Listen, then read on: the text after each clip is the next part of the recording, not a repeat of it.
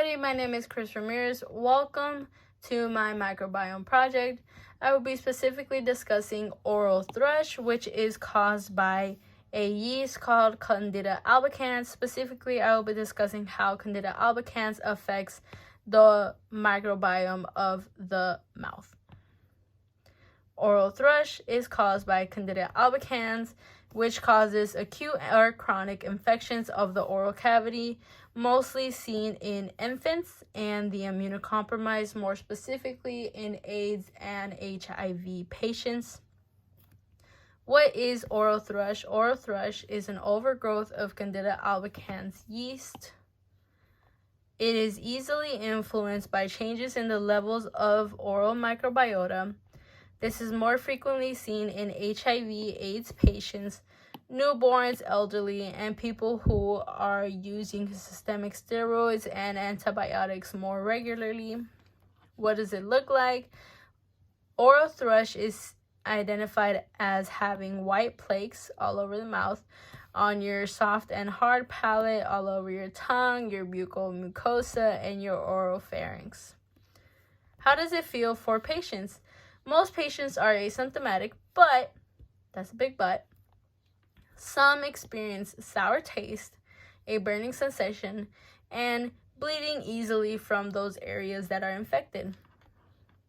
The epidemiology of oral thrush, oral candidiasis occurs most in immunocompetent and immunocompromised patients. For babies, it occurs as young as 4 weeks old up to 6 months. In the immunocompromised, specifically HIV and AIDS patients, a whopping 90% of these patients experience oral thrush throughout the disease of HIV or AIDS. In the oral microbiota of the oral cavity is the second, not the first, second most complex after the colon. As you can see here, very real visual of how this is. The colon is always first in the most complex. Moving on to the good and the bad microbiota found in the oral microbiome, starting off with the good. It is made up of interactive communities of microorganisms. Nearly 800 good or harmless microbial species have been identified.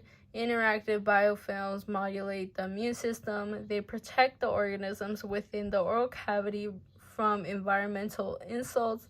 Some improve and preserve oral health and defend against potential pathogens. The bad. Once there's a disturbance, the bad guys swoop in and mess everything up. There is an overgrowth of fungus, which leads to the formation of pseudomembrane, aka pseudomembrane candidiasis, aka oral thrush. Ew. Forming white or erythematous red lesions and plaque. Mechanisms of oral thrush. Once there's a disturbance in the microbiome of the mouth, fungus takes over and starts to colonize. This leads to the yeast of Candida albicans to multiply its numbers and cause an overgrowth in the oral cavity, leading to oral thrush. This is a visual representation of what I believe this looks like, at least in my head.